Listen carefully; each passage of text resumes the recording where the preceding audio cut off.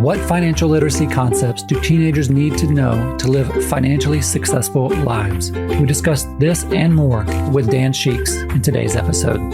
Here we go. Welcome to the Forget About Money podcast.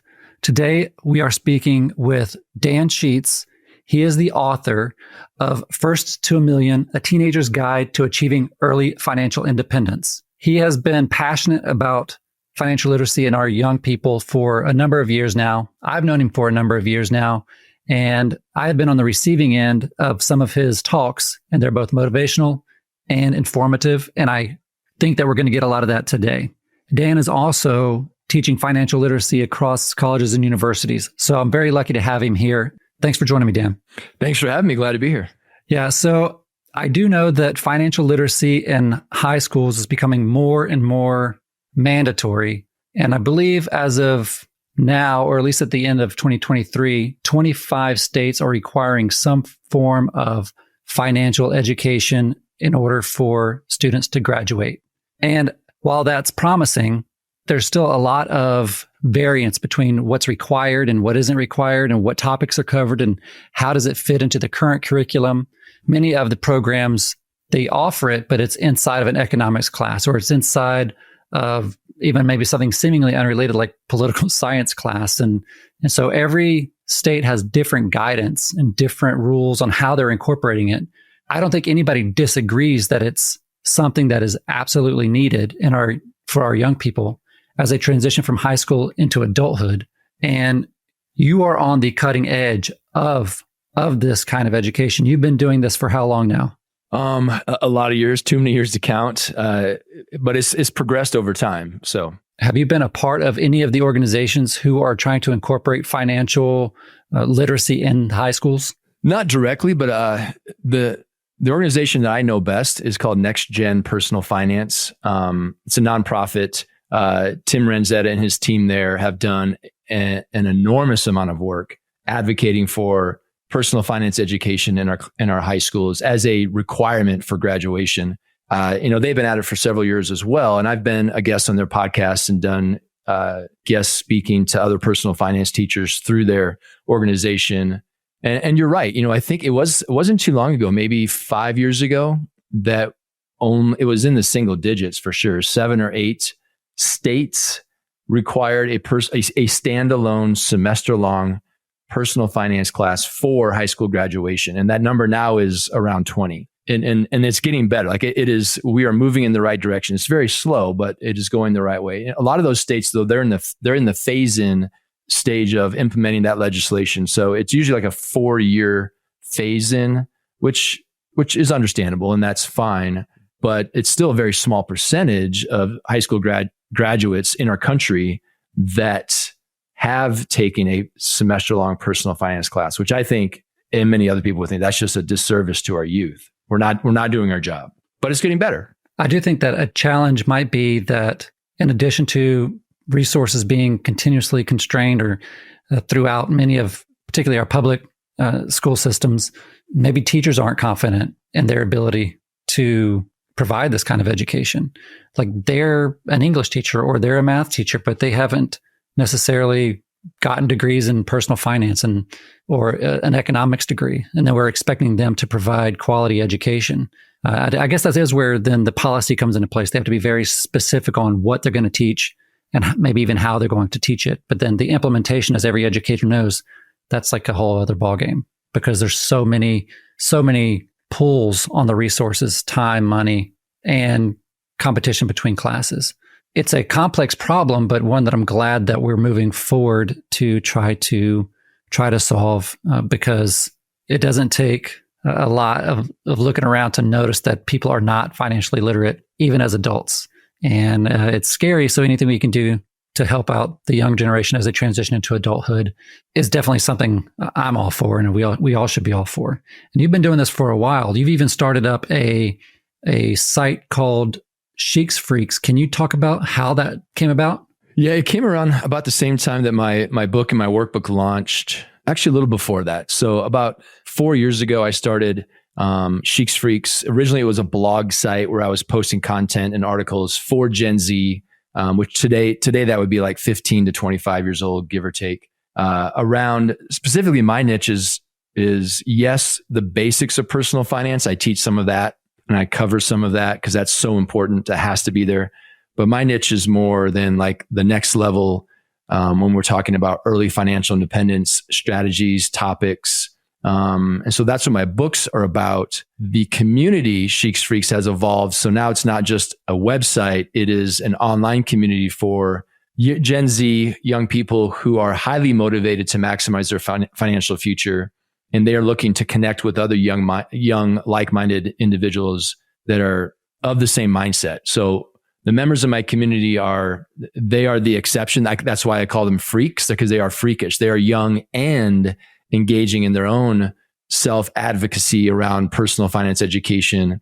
And I bring them all together in that online community. And it's fun for me to facilitate. And you've been doing that for 5 years, and the iterations have gone through from just a book launch, and then, which is it's not a small feat to launch a book and a successful book as you have.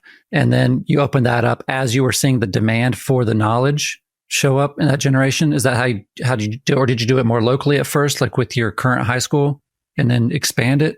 How did that go about? I've always kept, because I do teach business classes in high school currently, and have been doing that for over 20 years. But it's kind of funny. I keep my teaching life very separate from my passion project, which is financial education for young people, and the Sheeks Freaks and the books and stuff. They're very separate, and they kind of should be.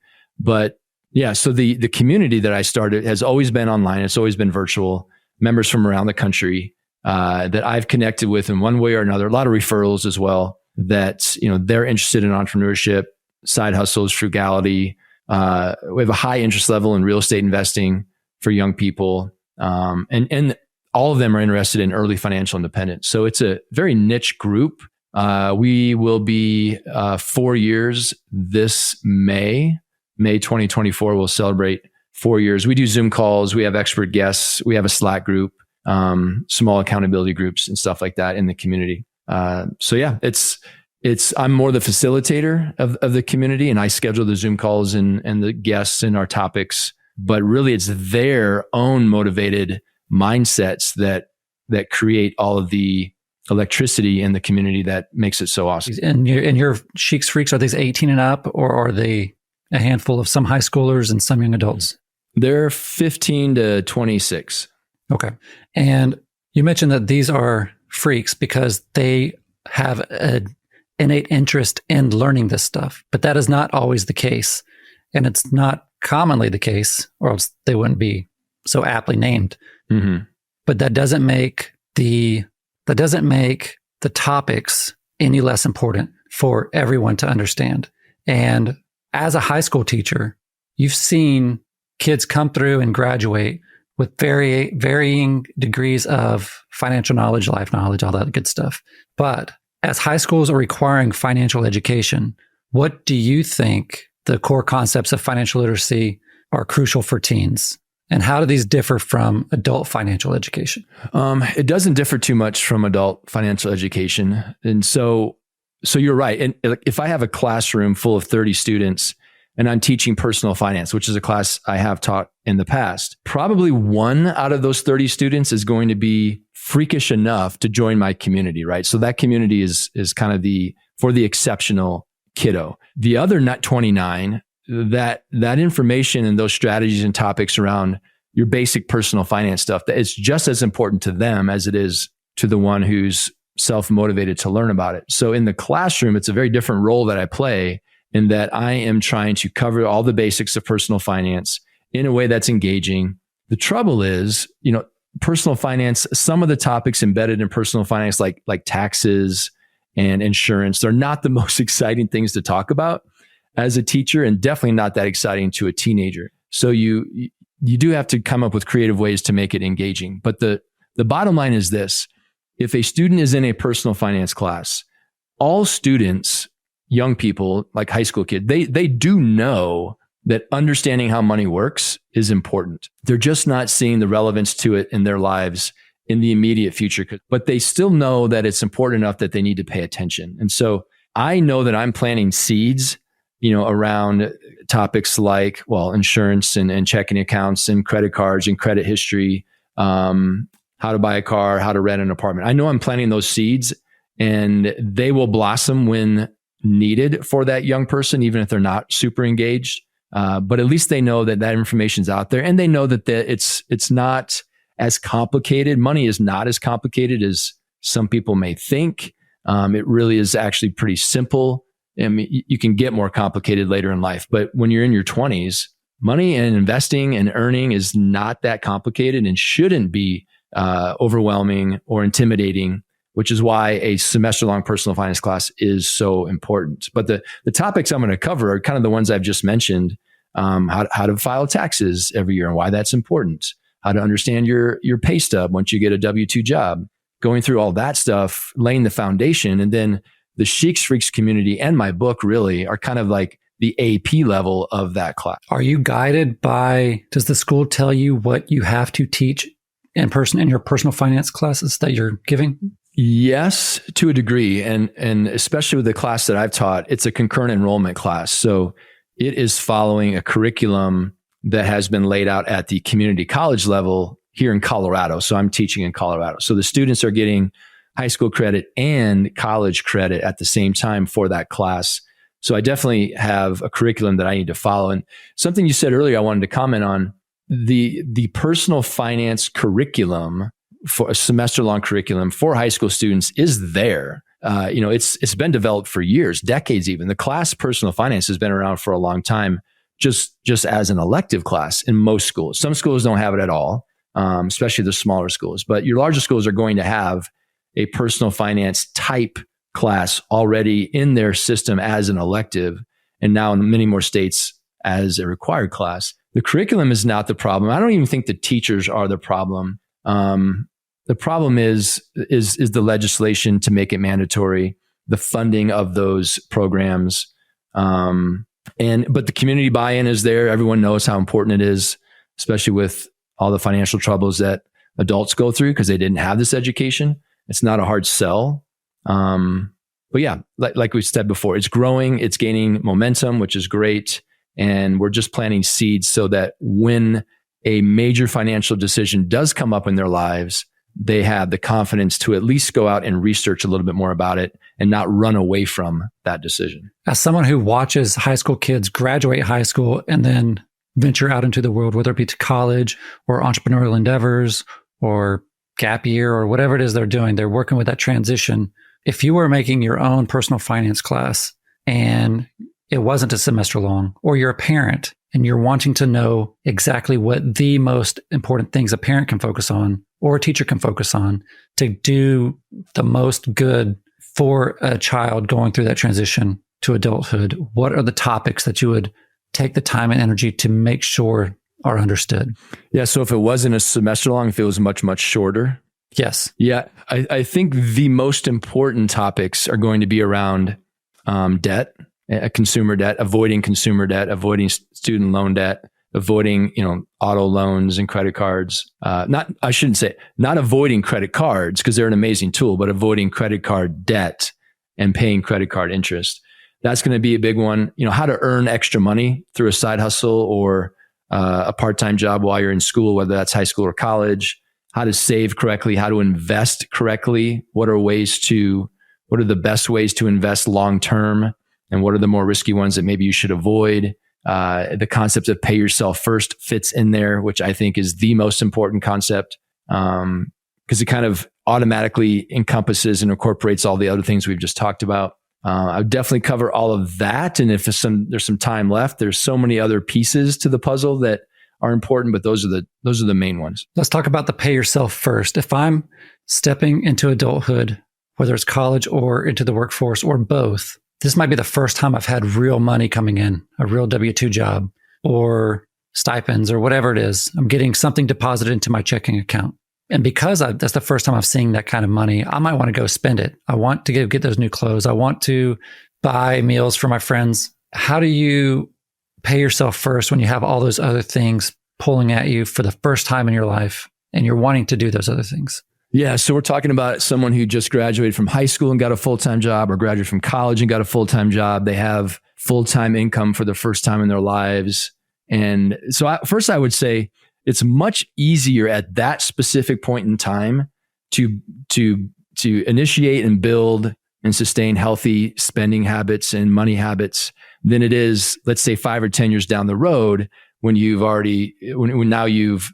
have some poor money management habits in your life, especially like lifestyle inflation. So first of all, and I will say this, let's say that person's making $50,000 a year. And, before they were a broke college student, now they have a solid monthly income. I don't think it's wrong or bad for them to spend money as long as they're not overspending from what they make, right? I mean, it is everyone's choice and they have the freedom to spend. If you're making $50,000 a year and you want to spend $50,000 a year, then go for it. Don't spend more than that, but it's your right to do that. Now, if you're looking long-term and you're planning financially for the future, then you don't want to do that. But if someone does that, that's fine. So if you want to be smart about your financial future and plan ahead, then you're going to spend less than that $50,000, which is where pay yourself first comes into play. And so most people, when they get that check, and this is what I tell students and members, and when I talk about this all the time, the concept of pay yourself first is, I think, the most important one. And, I stole it from The Richest Man in Babylon, great book. But basically, people in the United States, generally speaking, when they have income coming in, they do this, right? Number one, I pay for my necessities, my rent or mortgage, food, insurance, taxes, etc. Number two, I pay for the stuff that I want, vacations, clothing, eating out, hobbies, that kind of stuff. And then number three, with whatever is left, they save and invest that for their future. Maybe it's a retirement account, maybe it's a savings account, maybe it's real estate. And that's a great way to live because you get to buy a lot of stuff, but it's not. And by the way, the average American saves 7%. So when you get down to that third level, 7% of their income is left on average, and that's being saved and invested. That plan works if you want to work all the way till you're 65 and retire. That's fine. But pay yourself first looks like this. So income comes in, you get that paycheck deposited into your checking account. Number one, first, you pay yourself first, which means you take a percentage of that income and you put it into a savings account that is earmarked for your financial future. And maybe it stays there or maybe it gets put into an investment. And if the average person is doing 7, you obviously want to be higher than that. I advocate for 25% to be the minimum to my young people and perhaps even much higher than that. So at a minimum, if you're putting 25% of your income into a savings account to be invested in your future self, that comes off the top. That's number one. Number two, you then pay for your necessities. And then number three, with whatever is left, and there should be some left, you pay for those wants. And so it is definitely delayed gratification. You're not spending as much on your wants as your peer might be who's making an equal amount of money and in the same stage of life. So you are maybe making some sacrifices, but the idea is you're just not spending money on things that you don't really value. You should still spend money on things you do, and you are having fun. If you value travel, you're still traveling. If you value a certain hobby, you're still spending money on that, but you're not spending money on things you don't, which allows you to save that 25% off the top. So pay yourself first changes everything. And I tell my students, if you do this one thing, pay yourself first 25%, everything else is forced to work for you. You will reach early financial independence. You will not have to work all the way until you're 65. You will have an emergency account and you will have solid investments. Well, you still have to invest wisely, but you will have investments that will grow very quickly. And so that's the main concept. That's the secret. It's that simple. Save and invest 25%. Do it on a consistent basis. Build that habit very early in life, even when you're in high school, because high school students do have income. They have gifts, part-time job, side hustles, maybe an allowance. So 25% of that can be saved and invested already, building that habit now and using it in the future. So if you're a parent and you just heard that, you could, if your child has a part-time job or is making money some way, take that 25% of that and put it in the bank of mom or dad, or an actual bank, and track that over time to get that habit started. That's one way. 25% sounds like a lot, but it's not a lot at that level of income. And if you're going from no money to some money and you're stocking away 25%, that transition's still easier than waiting until you're 30, climbing out of a hole of debt, backed by a decade of tricking your brain to make poor financial decisions justified in some way, and knowing that you're still trying to get to point B, which is financial independence, or at least financially comfortable at some point in the near future. So I think when you say 25%, it sounds like a lot, but it's a lot from what to what.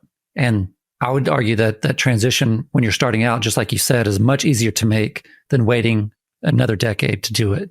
I think it's almost impossible to, if you're 30 or 40 or even 25 and you already have a lifestyle set up where you are spending everything you make, to transition from that lifestyle, especially if you have a family, like that 10 times harder. But even if you're single and you're spending everything you make, which is better than the average person because most people are digging themselves into debt through credit cards. But if you're not doing that and you're just breaking even, to go from that and to then downsize your lifestyle, meaning maybe you have maybe you sell your fancy car and get a used car. Maybe you move out of that really nice apartment downtown and into a suburb condo with roommates, whatever it might be. That's tough at that point. But if you can do it from the beginning, and most people out of high school and college don't mind having roommates. They're used to it. And it's kind of fun if you have your friends. It doesn't have to be your friends that live with you, but you're saving money by having roommates. And they don't have to have the nice car. They probably don't have a really nice car at that point in life. So to not be able to buy a brand new fancy luxury sports car doesn't really hurt so much because you've never had one. So yeah, starting early is the key. And I always laugh. People like to tell me that I'm doing a lot of great work with young people. And I say, well, I'm doing the easy work because the people I work with, Gen Z, they have yet to make the mistakes. They have yet to build the bad habits. They are a blank slate. Whereas the people maybe like yourself and others who are working with adults, trying to get them back on track or to change their lifestyle to become financially independent or even just financially stable, and you're trying to teach those new tricks to those old dogs, so to speak, that is much more difficult. I don't know how to do that. I'd rather work with the blank slates. Yeah, and then there's this YOLO, and you mentioned sacrifice, and I don't even like to use the word sacrifice because it has such a negative connotation. But that is what people bring up. Like, so let's say I have a decent job, I make good money, and I'm out there living life. I've got the new car, I've got the big house, I've got the lawn service that comes every other week. Got wine nights or, with the ladies or, poker night with the fellas. Life is good, except for my balance sheet, which is negative. Everything's great. And somebody in that situation might say, you only live once, and then they'll say, well, I don't want to sacrifice all this. Well, you really don't even own that. It's not yours. It's owned by somebody else because it's debt. It's not yours. You're just kind of like floating through there. And now you have the psychological, emotional, and mental burden of having that kind of debilitating debt. But to really, again, it depends on what your objective is if it's to be financially independent and to be able to buy back your time, then something's got to change. And the word sacrifice gets thrown out there so much. I like to reframe it. So every time I hear somebody say it, I like to say, have you ever thought about reframing sacrifice as just service to your future self? And you are doing this in service of your future self. Time slows down for none of us. And before we know it, we're our ages. We can still remember high school. We can still remember college. Time flies.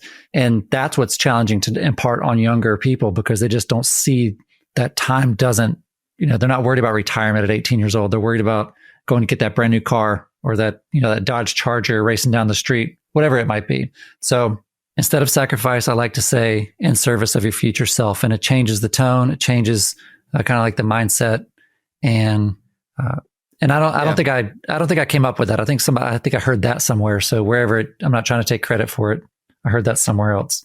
Yeah. You're investing now for your future self. And I think and there is no right way to do it. I never tell people what to do. I just give them information and say, now you decide. But if someone does have that YOLO or you only, I want to live now in the moment mentality.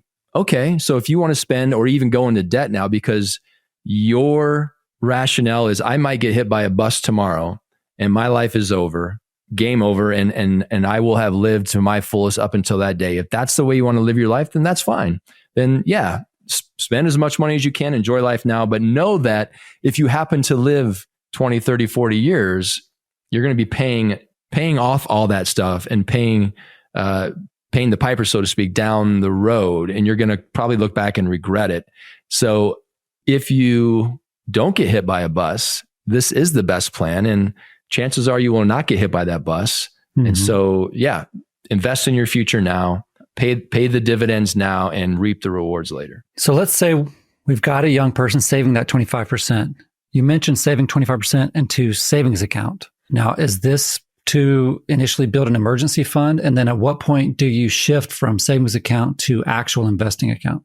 Yeah. So in my book, I talk about, even for a teenager, they should have 3 savings accounts. One is for an emergency fund, and that should be built first. So even most teenagers have expenses, like monthly expenses that they need to cover, whether that's their share of the phone bill or gas in their car, or maybe just going out to eat with their friends. Like they have a certain budget for each month that they spend of their own money. So emergency fund covers 3 to 6 months of that. Do that first. Second savings account is for your future investments. And we'll come back to that. And then the third savings account is for fun stuff. I call it the fun fund.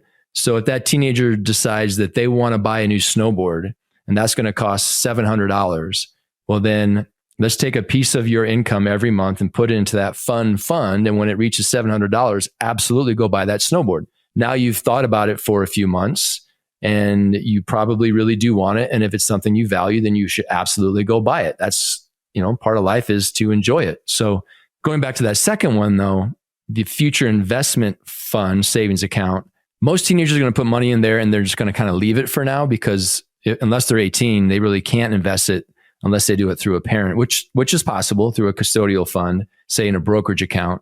But in my book, I talk about the 2 best ways to invest long-term are real estate or index funds. So index funds are much easier. When that teenager turns 18, they can start putting money into an index fund from that savings account into the brokerage account and then into an index fund.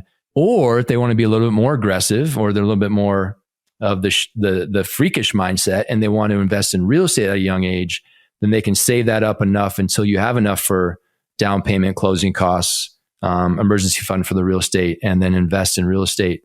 Most likely that's going to be a house hack for young people. That's the best way to get started in real estate investing, which a lot of my members are doing.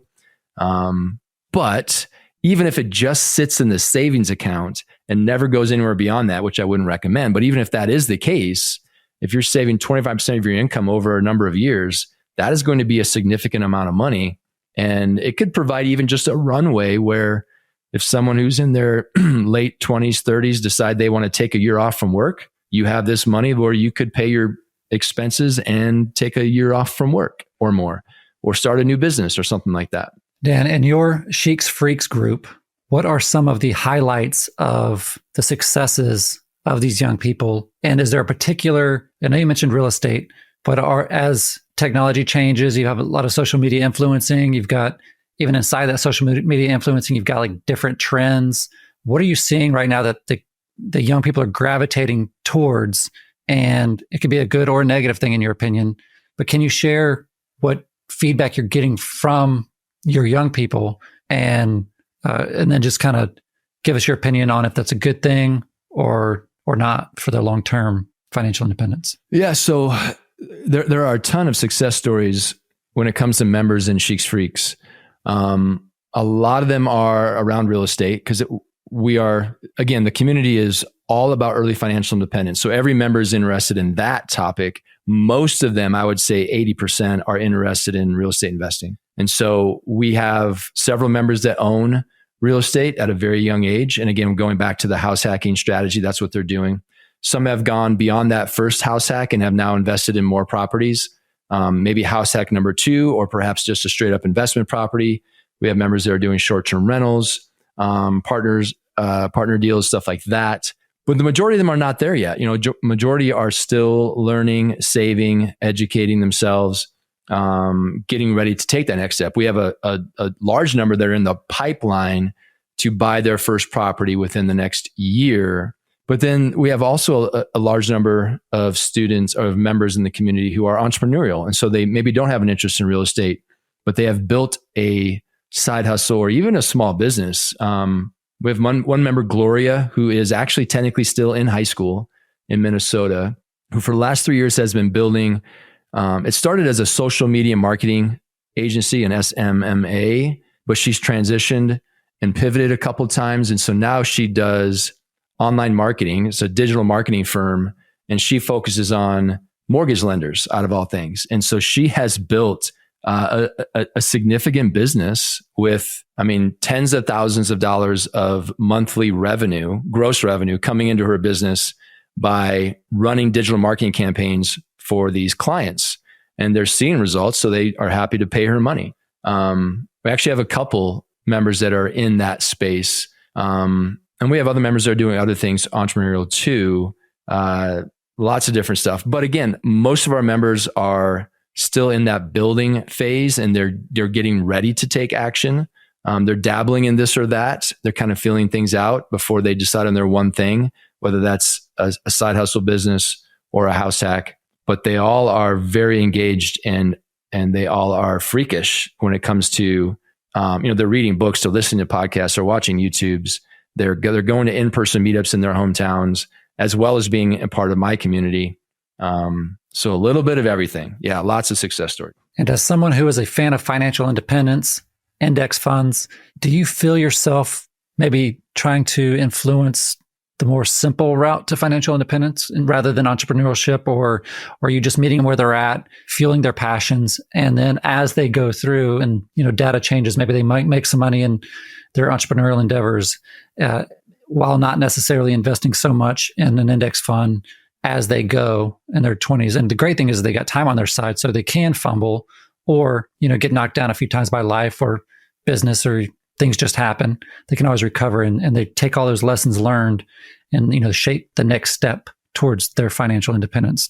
How do you balance the traditional financial independence, like gospel for lack of better words, with the excitement and the I want to just push forward and do big things, rather than simplicity of just traditional index fund investing?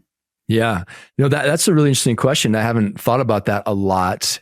Yeah. So the simplest path to early financial independence is just sock as much money as you can into index funds, and let it grow and work for you until you have enough, until you kind of reach that 4% rule, your FI number, and then you're good, right? And there's nothing wrong with that path. But I think the nature of my community is that these young people they're not just ready, but they are already hustling and grinding, and they have that energy and that enthusiasm because they're so young and motivated with that mindset that just putting money into an index fund and letting it sit there for 10, 15, 20 years isn't exciting to them.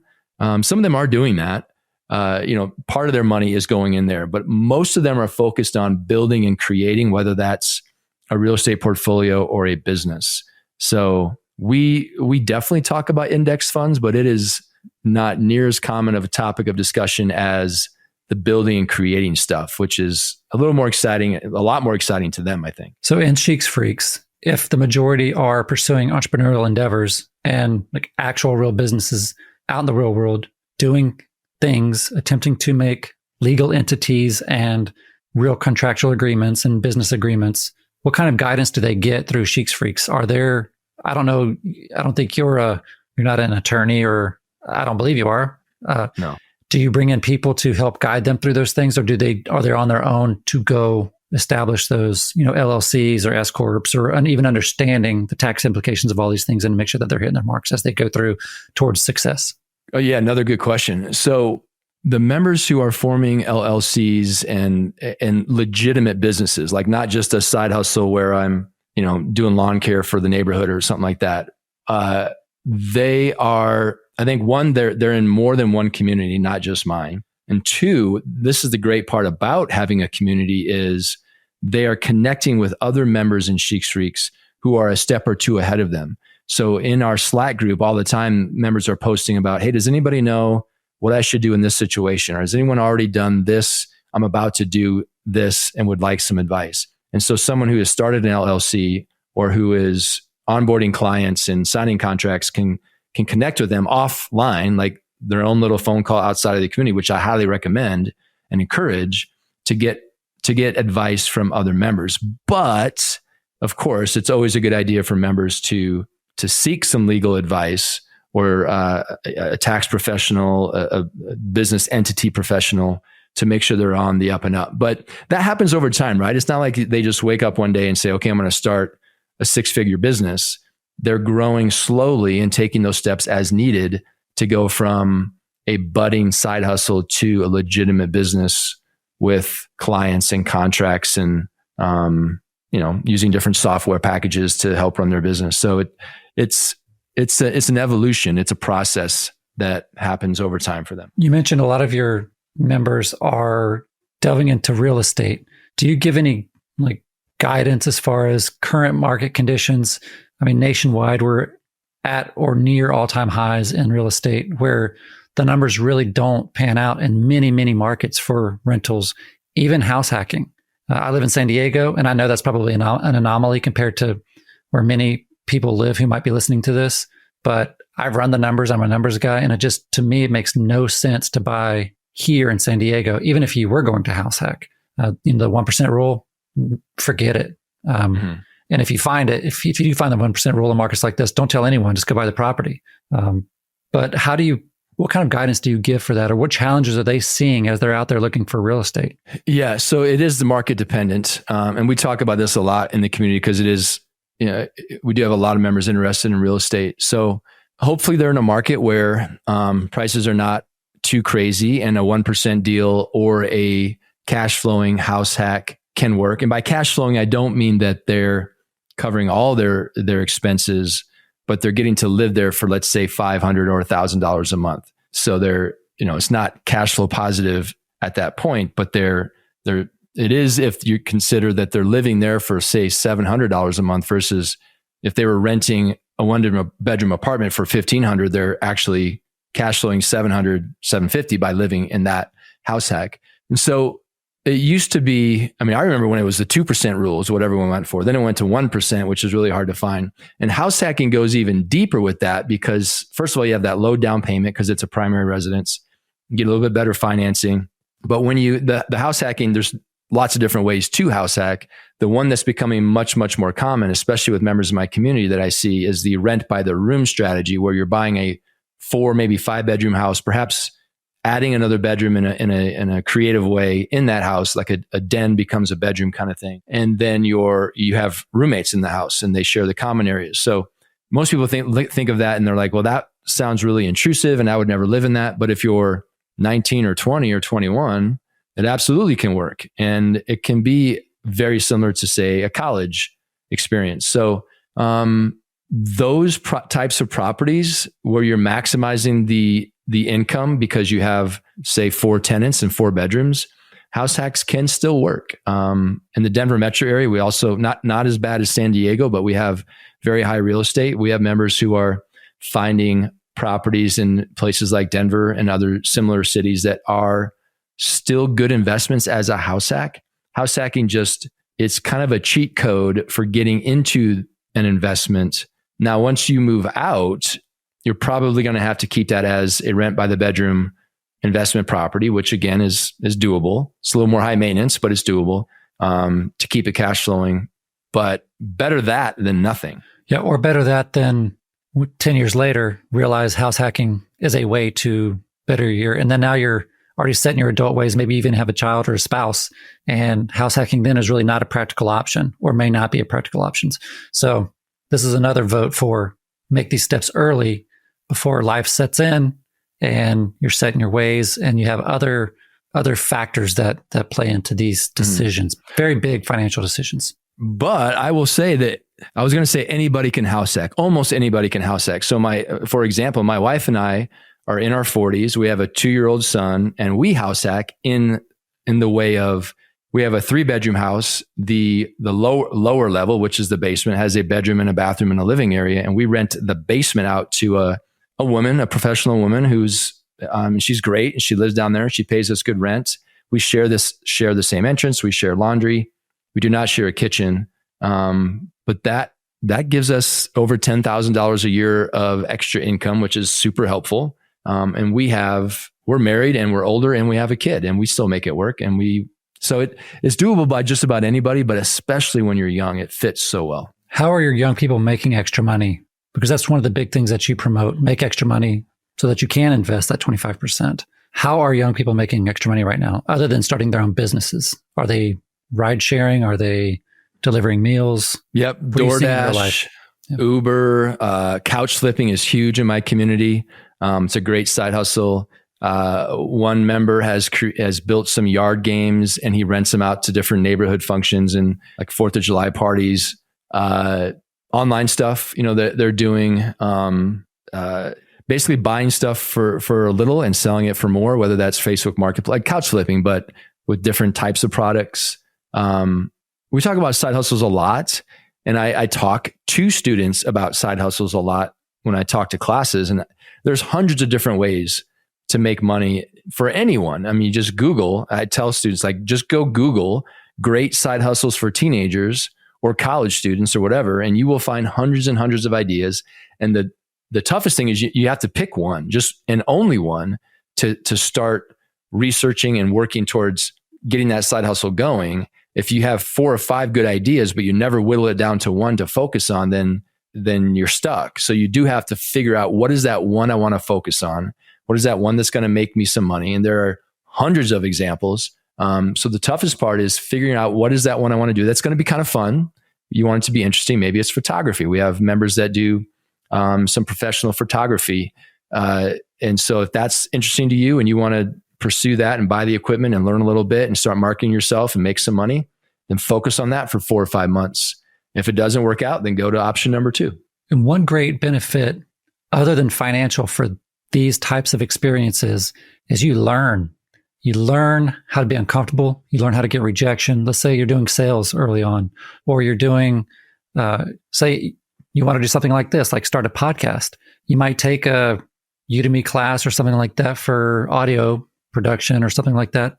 Now you have a skill set and you don't know how that skill set's going to play into your future. That might not work out, but you might do something in the future and you've learned something that you can build on and use for that next opportunity.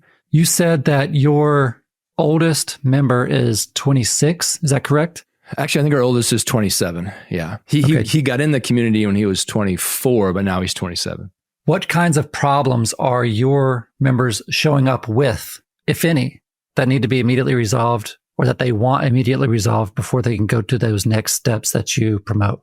I think too, one of them is that they have so many ideas and so many possibilities that they have trouble focusing on one thing, whether that's a side hustle or educating themselves. And then the second one would be money. Like young people, they all, the one thing that they have the motivation, they have the energy, they don't have any problem learning the stuff because there's a ton of stuff out there for free. That's a lot of good stuff that's for free that they can learn, or, an inexpensive book, but it's getting the money saved to start that side hustle, to start that business, to buy the real estate. That's the main problem most of them have. How do you help them resolve the financial hurdle to get things going? Do you connect them with investors? Is that some aspect of your program? No, I mean, we have had members that have met other members in the community, and they have done some deals together, real estate deals. So they could potentially meet investing partners within the community, or whenever I bring in the guest speakers, they generally will always say, if anybody in the community wants to reach out to me, here's my email, or DM me on Instagram, whatever. And so they potentially could get some possible partners that way. But really, it's just, my community it serves a purpose, and the main purpose is surrounding yourself with like-minded young people and having our own network. But it isn't an all-encompassing community. They still need to be out there doing other things, networking on their own to find those connections. What's your relationship with the parents of these members? I'm assuming this is a paid membership at some level. I'm sure it's very rewarding for all involved. Are these kids usually turned on by their parents to your group or by independent means? A little of both. Most of the members come to the community from on their own, or I've connected with them, like say in a forum somewhere, or they're referred by a current member. Sometimes parents bring their members to me, but yeah, I haven't had many interactions with parents. I'm always happy to. I think, when they find out that I've been a high school teacher for over 20 years, that automatically kind of lowers their guard. Like, okay, this guy's not in it to make a ton of money. He's not trying to scam my kid. He's legitimately just a guy that's trying to help them reach their goals. And the cost for the community is $9 a month. So it's very, very affordable. I don't run the community for me to make a lot of money. That's not the purpose. It's kind of my way of giving back. It's my passion project. I enjoy it. It used to be free. Honestly, the community used to be free, and we had like a ton of members, like 300, 400 members, but none of them engaged because they had no skin in the game. So it was actually the members that came to me, the members that were engaging came to me and said, listen, we have all these people, none of them are doing anything.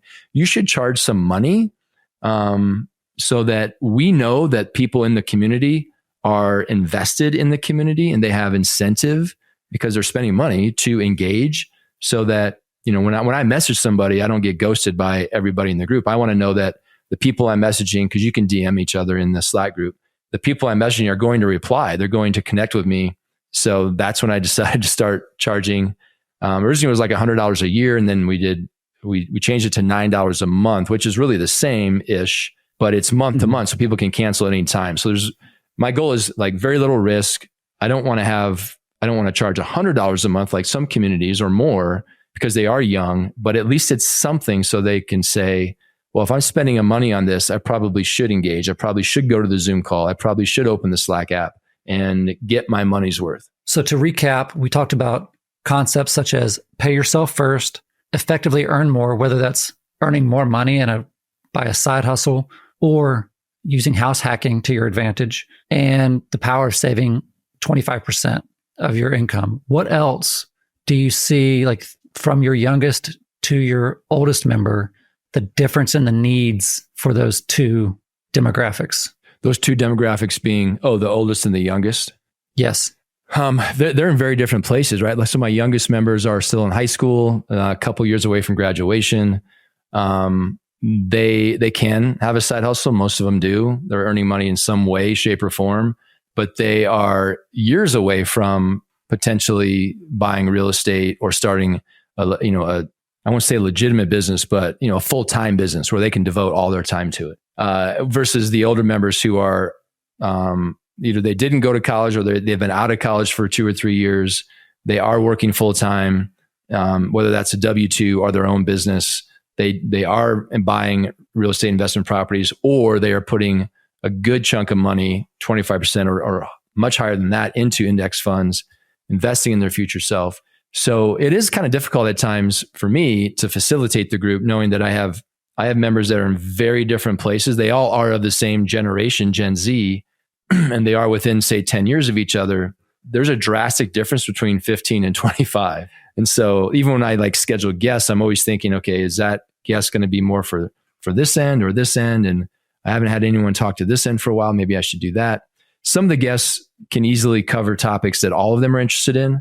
But some don't. So, but no matter how old you are or where you're at, the power of networking and surrounding yourself with like-minded people is huge. It's everything. The networking piece is everything. And so I tell members, if you are not reaching out to other members in the community that are, where you're at or a step or two ahead of you, then you are missing the value of this group.